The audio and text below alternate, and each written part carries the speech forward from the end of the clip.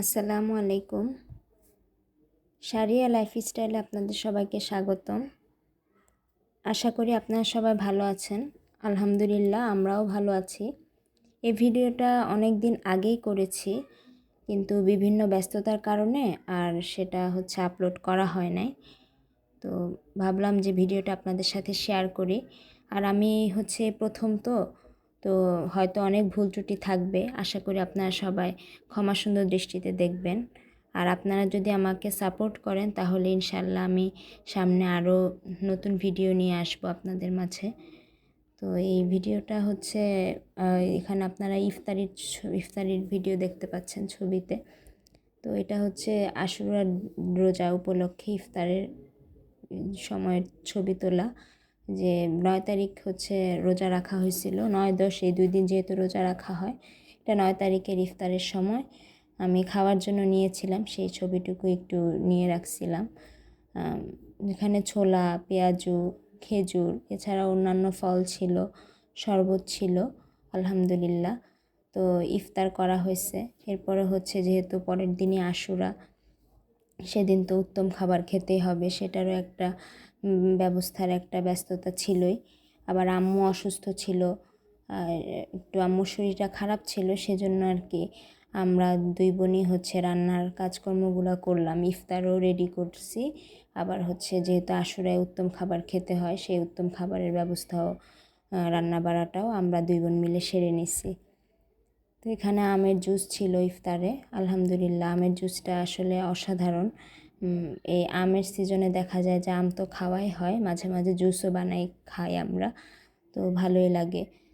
তো এইভাবে আর কি ইফতারটা 9 তারিখের ইফতারের সময়টা পার হইলে এরপরে আবার রান্না বাড়া করা, যেহেতু রাতে আর সাহারিতে উত্তম খাবার খেতে হবে, ভালো খাবার। তো রাতে আর খাওয়া হয় না, যেহেতু ইফতারের পরে পেটটা ভরাই ছিল।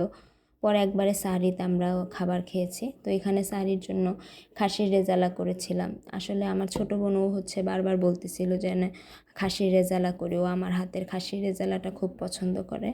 তো এই জন্য খাসির রেজালা করছি, কিন্তু কোনো ভিডিও আর করতে পারি না, ছোটো বাচ্চা নিয়ে আসলে সব সামলায় উঠতে পারি না, আর অনেক ব্যস্ততা ছিল তার মধ্যে। তো এখানে খাসির রেজালা করা, অনেকে দেখা যায় খাসির গোশতটা পছন্দ করেন না, অ্যাভয়েড করেন গন্ধের কারণে। আসলে এই গন্ধটা থাকে না যদি ধোয়ার সময় একটু সিরকা মিশিয়ে গোশতটা যদি ভালো করে কেটে ধুয়ে পরিষ্কার করে সিরকা দিয়ে আধা ঘন্টা রেখে দেন, বা 15-20 মিনিট রাখলেই হয়। রেখে তারপরে ভালো করে ধুয়ে ফেলেন, তাহলে দেখা যায় যে রান্নার পরে খাসি গোশত থেকে যে একটা কীরকম স্মেল আসে সেটা আর আসে না। আর খাসির গোশত খাওয়া কিন্তু খাস সুন্নত। আমাদের নবীজি সাল্লাল্লাহু আলাইহি ওয়াসাল্লাম উনি কিন্তু খাসি, ভেড়া, দুম্বা এই প্রাণীগুলোর গোশত খেয়েছেন। তো এই জন্য খাসির গোশত খাওয়া খাস সুন্নত। তো এই জন্যই সেই সুন্নত আদায় হয়।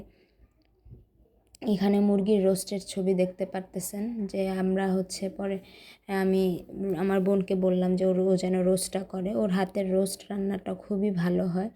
তো ও রান্না করলো আলহামদুলিল্লাহ, টেস্টটাও খুব ভালো ছিল। তো আপনারা যদি এই রোস্টের রেসিপি চান, আমরা সামনে ইনশাল্লাহ শেয়ার করতে পারবো। তো এখানে আর রোস্টের ভিডিও বা রেসিপি শেয়ার করি নাই, ভিডিও করা সম্ভব হয় নাই, বা ছোটো বাচ্চা নিয়ে আসলে করা যায় না সব সময় সব কিছু, এই আর কি। তারপরে গিয়ে এখন যেহেতু আশুরার দিনে উত্তম খাবার খাওয়ার কথা বলা হয়েছে, উত্তম খাবার বলতে কি আসলে সচ্ছলভাবে ওই দিনটা অতিবাহিত করা। হাদিস শরীফে আছে যে ব্যক্তি তার পরিবারবর্গকে এই আশুরার দিন সচ্ছল করবে, আশুরার দিন সচ্ছলতা এনে দিবে। এখন খাওয়া পড়া সব দিক থেকে, কোনো দিক থেকে আর কি অভাব রাখবে না, এই ব্যক্তিকে আল্লাহ পাক 1 বছরের জন্য সচ্ছলতা দান করবেন, সুবহানাল্লাহ। তো আলহামদুলিল্লাহ আমরাও এই দিনটা সচ্ছলভাবে পার করতে পারছি। তো এখানে আবার প্লেটে একটু খাসির রেজালা নিয়ে সার্ভ করা হয়েছিল। তো এখানে দেখতে পাচ্ছেন কাঠের প্লেটে, আমাদের সবগুলা ছবি দেখবেন যে আমরা খাবারগুলো কাঠের প্লেটে নিচ্ছি। তো এমনিতে আমাদের বাসায় আলহামদুলিল্লাহ অনেক কাঠের প্লেট আছে, প্লেট বাটি পেয়ালা এগুলো আছে, আমরা চেষ্টা করি যে এগুলাতে খেতে, কারণ আমাদের নবীজি সাল্লাল্লাহু আলাইহি ওয়াসাল্লাম উনি এই কাঠের পেয়ালা বাটি এগুলা খাবারের সময় ব্যবহার করেছেন, তো ওনার সুন্নত আদায় হয়।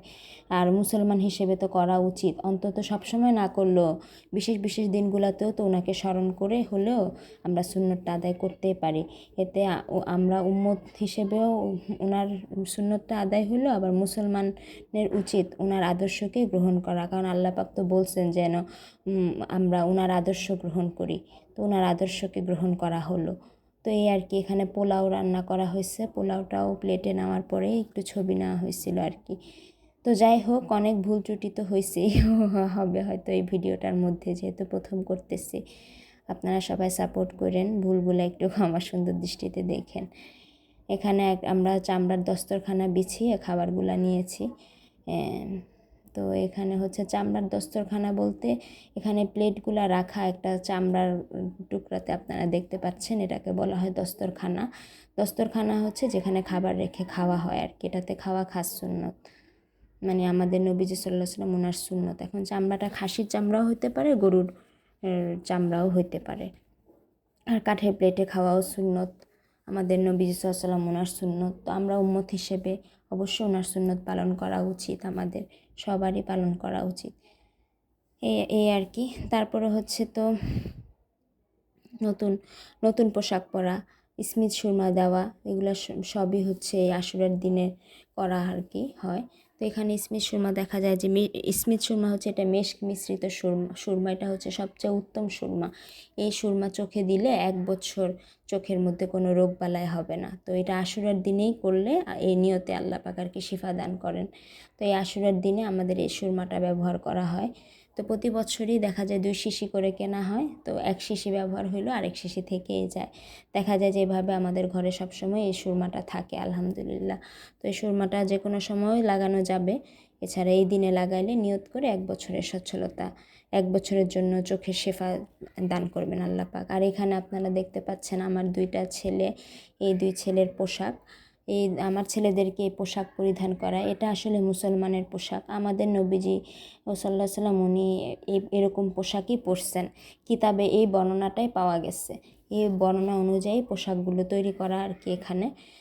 তারপরে পোশাকগুলো তৈরি করা হয়। আর আমার বাচ্চাদের পোশাক হচ্ছে বিশেষ করে বিশেষ বিশেষ দিন বা কোনো কোথাও গেলে, বাইরে গেলে যে পোশাকগুলো, নতুন পোশাকগুলো পরা হয় সাধারণত, সেগুলো দেখা যায় যে আমার বোনেরা সুন্দর করে আয়রন করে রেখে দেয়।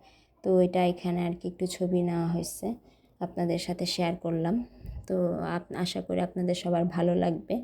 তো সবাই আমাদের জন্য সবাই দোয়া করবেন, সবাই ভালো থাকবেন, সুস্থ থাকবেন, আর আমাদের সাপোর্ট করবেন। আর আমার এই ভিডিওটার মধ্যে যা ভুল হয়েছে সেগুলো ক্ষমা সুন্দর দৃষ্টিতে দেখবেন, আর আমাদের চ্যানেলটি সাবস্ক্রাইব করবেন আশা করি। আর ভালো লাগলে লাইক কমেন্ট শেয়ার করবেন। আজকের মতো এখানেই শেষ করছি।